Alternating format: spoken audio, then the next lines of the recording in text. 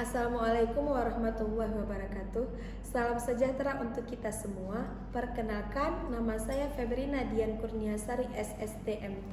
Saya dosen Fakultas Teknik Prodi Teknik Sipil di Universitas Iskandar Muda. Sebelum saya jelaskan deskripsi mengenai mata kuliah yang saya ampu, saya menjelaskan dulu bidang keahlian saya, yaitu bidang transportasi, di mana bidang transportasi merupakan tentang pengendalian angkutan umum, keselamatan transportasi, dan mengelola terminal secara baik pada angkutan darat, angkutan laut maupun angkutan udara. Pada semester ini saya mengampu 2 mata kuliah, yaitu mata kuliah lapangan terbang dan rekayasa jalan raya 1, di mana salah satunya pada mata kuliah lapangan terbang setiap semester itu memiliki nilai bobot SKS 2 SKS pada semester ganjil.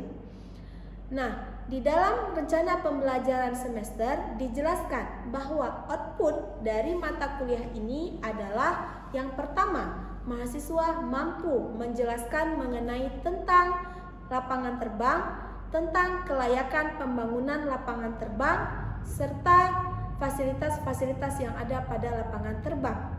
Yang kedua, mahasiswa mampu merancang geometrik dari lapangan terbang. Yang ketiga, mahasiswa mampu mendesain ataupun merencanakan tebal perkerasan dari lapangan terbang.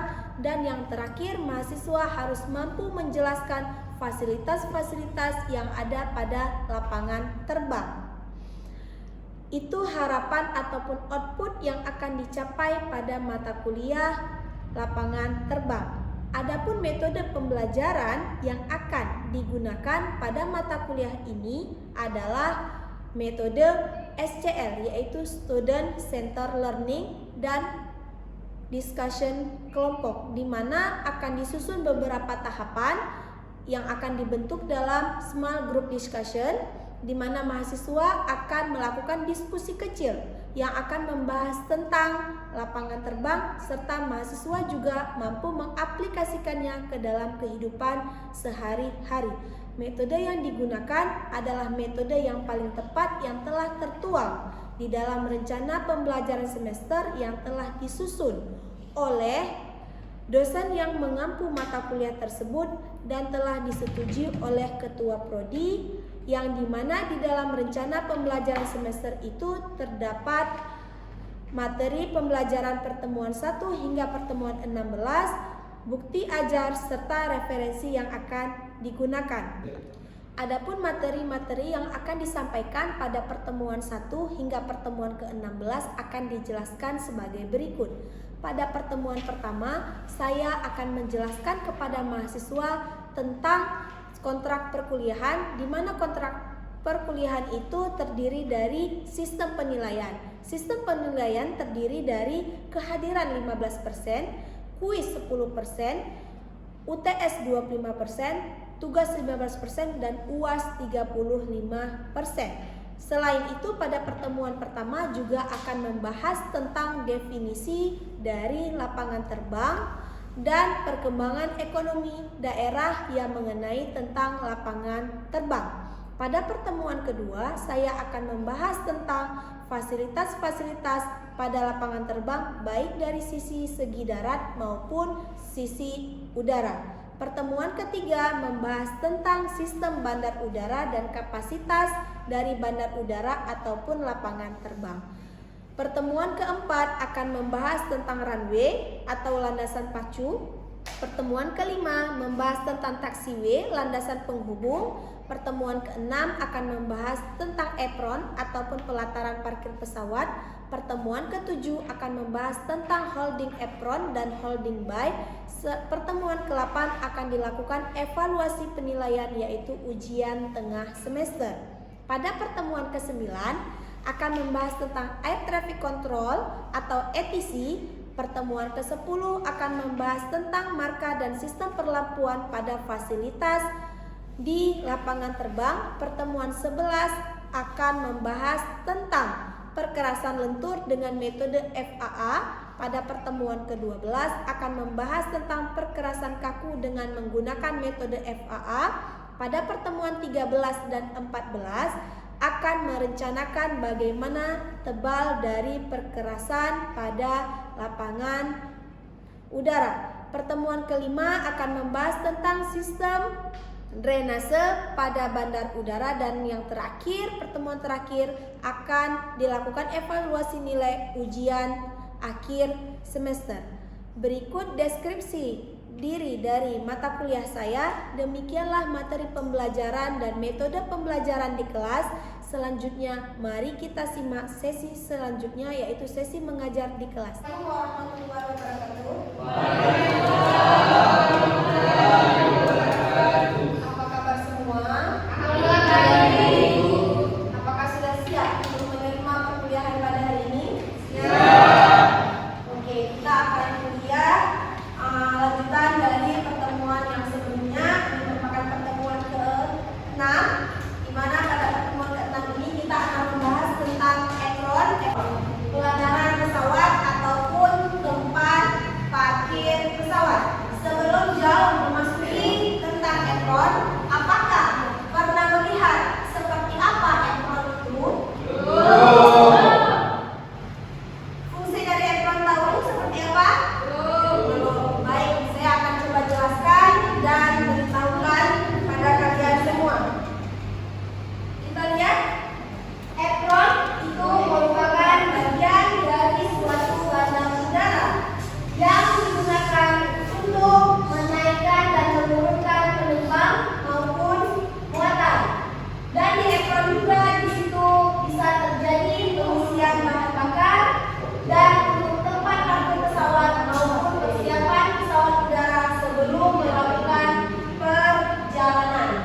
Apron itu terdiri dari tempat parkir pesawat, ada airframe gate, itu di mana digunakan sebagai gerbang apron ataupun gerbang untuk menuju pintu pesawat. Kemudian yang kedua, ada khusus untuk sirkulasi pesawat masuk dan keluar tempat parkir, disebut dengan taxi lane. Minggu lalu kita sudah membahas tentang taxi lane ataupun taxiway.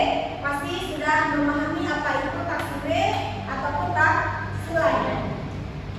Oke, kita lihat apa saja sih hal-hal yang mempengaruhi ukuran dari apron. Harus kita ketahui, apron itu memiliki ukuran. Jangan sampai nanti apronnya tidak sesuai dengan pintu pesawat. Yang harus kita perhatikan di sini, jumlah gate pesawat. Jumlah gate pesawat itu berarti jumlah dari gerbang pesawat. Di bandara itu ada macam-macam jenis bentuk pesawat terbang, ya? Ukuran dari pesawat terbang pasti beda-beda? Beda. Baik dari Lion, Wings, Batik, dan yang lainnya. Pasti dia memiliki ukuran yang berbeda. Makanya ukuran gate ataupun gerbangnya juga berbeda desain. Kemudian ada sistem dan tipe parkir pesawat. Itu juga kita harus tahu apakah nanti dia parkirnya dari belakang pesawat ataupun depan pesawat.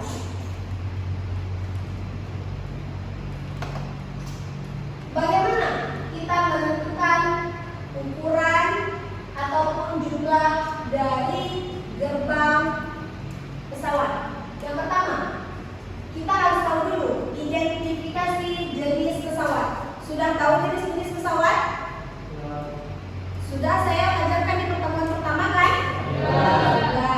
Kemudian yang kedua, identifikasi tempat parkir pesawat per waktu untuk tiap jenis. Yang kedua ini, jangan sampai nanti tempat parkir pesawatnya itu tidak cukup. Jadi jangan sampai pesawatnya sudah turun, tetapi tidak ada tempat parkir. Itu malah kacau kan? Kacau. Makanya harus diperhitungkan. Yang ketiga, menghitung rata-rata gate occupancy time. Gate occupancy time ini berarti berapa lama si pesawat itu singgah di gerbang suatu bandara. Yang keempat, menetapkan volume desain jam pesawat berangkat dan datang. Bukan enak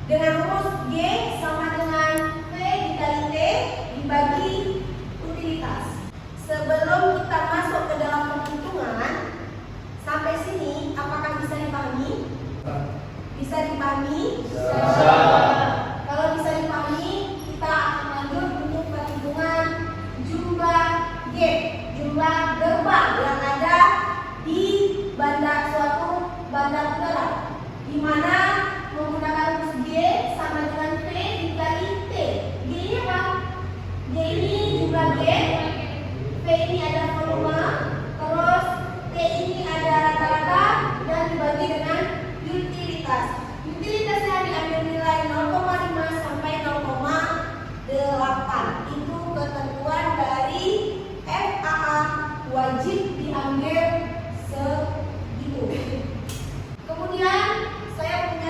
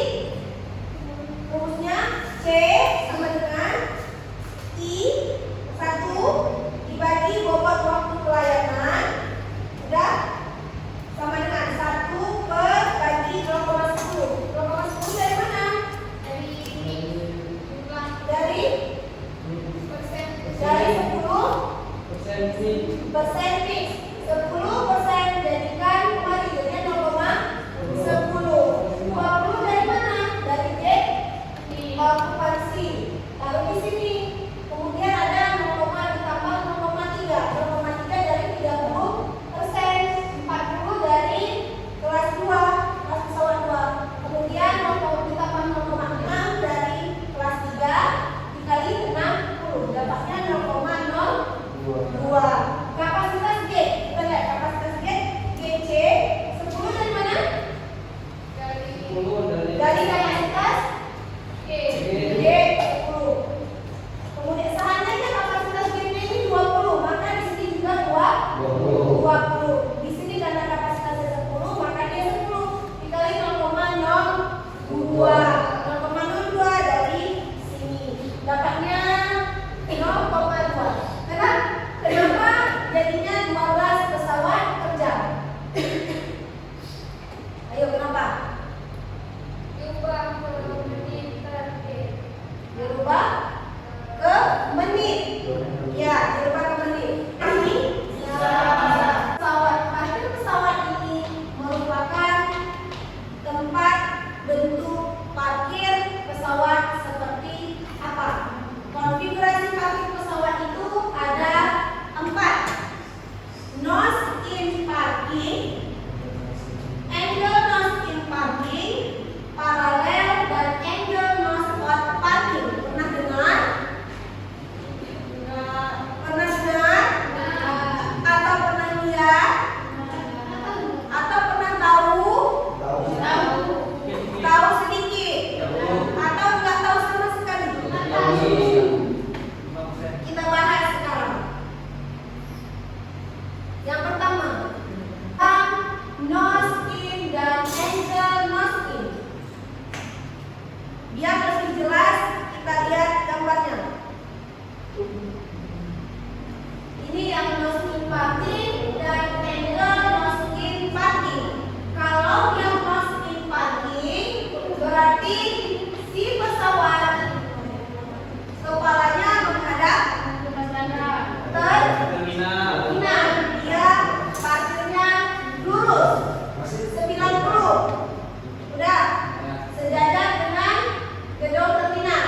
Kalau angle nose in parking dia menyamping, menyerong dengan gedung terminal. Sudah sampai sini? Kita lihat sekarang keuntungannya apa. Kita lihat yang angle nose in dan angle nose in. Keuntungannya yang pertama, manuver pesawat tidak terlalu bising karena pada waktu masuk tidak perlu membelok. Yang kedua, pintu depan pesawat dekat dengan gedung terminal. Yang tadi yang arahnya sejajar dengan terminal. Pesawatnya parkir lurus sejajar dengan terminal. Yang kedua, kerugiannya apa? Pintu belakang jauh dari gedung terminal. Otomatis kalau penumpang yang harus naik dari belakang maka berjalan agak jauh, pasti butuh tenaga lebih. Kemudian yang kedua, memerlukan tenaga yang besar untuk keluar dari gate posisi supaya dia tidak terjadi kecelakaan. Kita lihat yang angle nose out parking. Bentuknya seperti apa angle nose out parking ini? Coba lihat. Menyerong, tapi pintu belakangnya kemana? Terminal. Kalau yang tadi masuk terminal kan, pintu depannya kan? Ini berbalik ke luar. Keuntungannya yang angle nose out parking ini, yang pertama, pintu belakang dekat dengan gedung terminal. Benar? Ya. Tidak memerlukan tenaga yang besar untuk keluar dari gate posisi. Benar? Kenapa benar? Karena ketika dia keluar langsung bisa keluar masuk taxi line ataupun taxiway. Cuman kerugian dia pintu depan jauh dari gedung terminal. Itu kerugiannya. Sistem paralel parking itu bentuknya gimana nih?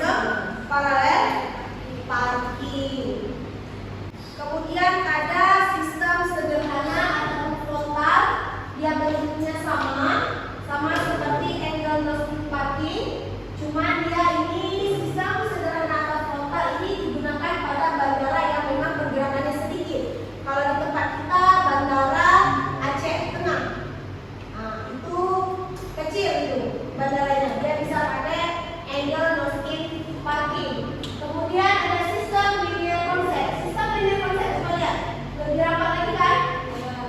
Ya kan, lebih rapat lagi.